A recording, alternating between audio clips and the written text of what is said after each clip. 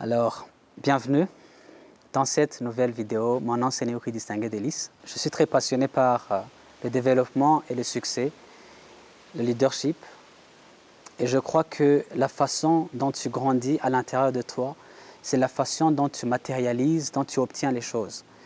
Puisqu'on n'obtient pas les choses parce qu'on les veut nécessairement, mais parce qu'on devient cette personne qui est capable de manifester cela.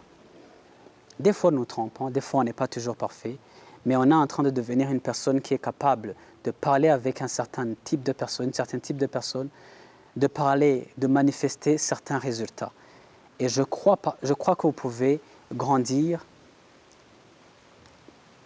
que nous sommes tous sur le chemin de la croissance. Avant de penser à ce sujet, j'ai un peu tiqué parce que je ne savais pas comment l'aborder, mais je crois que le Saint-Esprit va m'aider à l'aborder comme il faut. C'est un sujet qui s'appelle « Rêver grand ». Rêver grand, ce n'est pas toujours facile pour les personnes qui n'ont jamais pensé à ça. Mais rêver grand, avant de parler de rêver grand, j'aimerais vous dire que il faut d'abord savoir que ce qu'on rêve vient d'où.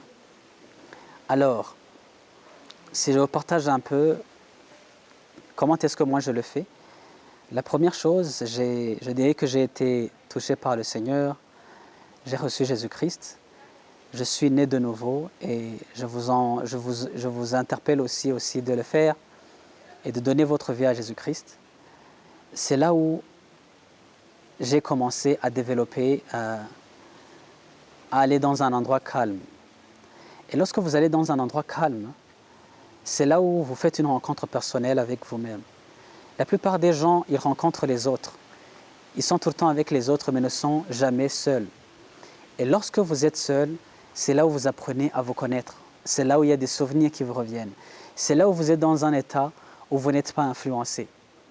Et c'est un processus, au fait, si je dis rêver grand avant d'y arriver, j'aimerais vous dire que c'est un processus. Lorsque vous prenez toujours au moins 2 ou 5 ou 15 minutes pour vous asseoir et respirer, en fait, et prendre le temps pour vous-même, c'est là où vous allez vous centrer et vous allez apprendre à vous connaître.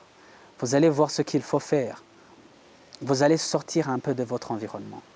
C'est lorsque des idées innovantes vont venir de vous. Il y a ceux qui le font le soir lorsqu'ils dorment, il y a ceux qui le font le matin lorsqu'ils se réveillent.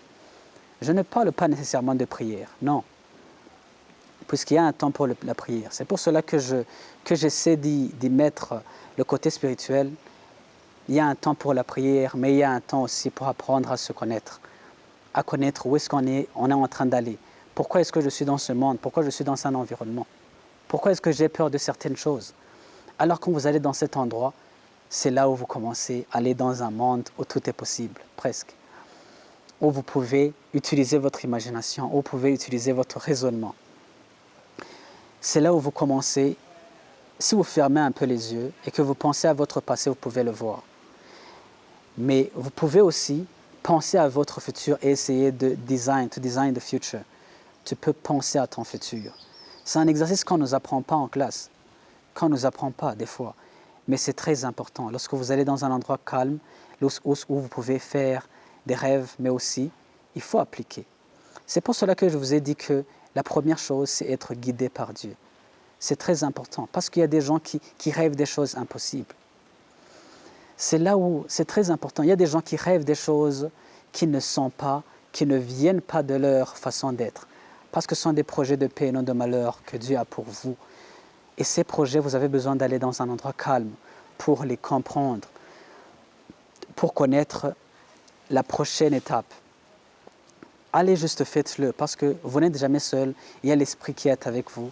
Et lorsque vous allez dans un endroit calme, vous le faites 1 semaine, 2 semaines, vous allez commencer à développer ce calme d'esprit et commencer à rêver grand.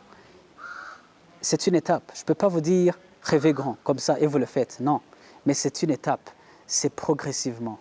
C'est progressivement. Vous savez, le développement personnel n'est pas facile.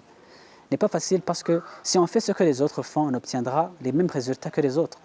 Mais si vous faites quelque chose de différent, vous allez obtenir quelque chose, un autre résultat.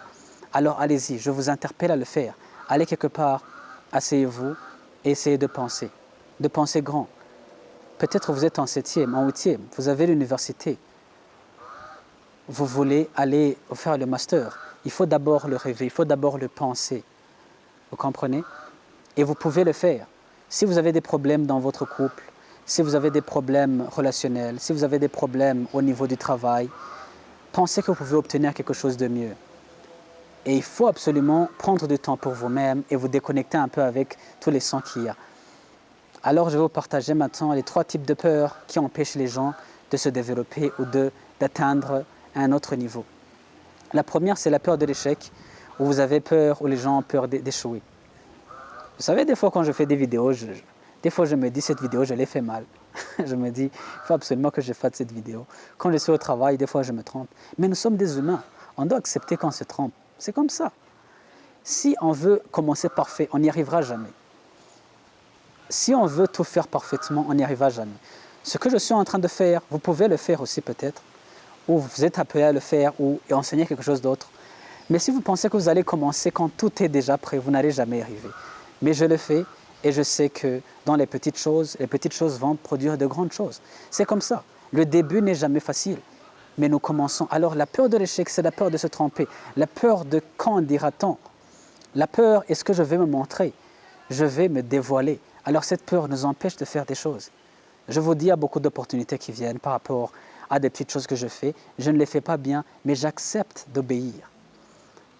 Des fois, je discute avec des gens, ils me disent, moi je veux chanter, je veux faire du foot, je veux créer mon entreprise, je veux faire ceci, cela, je veux commencer mes propres business. Mais il faut d'abord savoir, la première chose, c'est être guidé par le Saint-Esprit. Je vous dis la vérité, le cœur de l'homme médite ses voies, mais c'est Dieu qui dirige ses pas. La deuxième chose, c'est prendre le temps pour vous-même, pour développer une réflexion et être sage et intelligent et penser sur ses voies.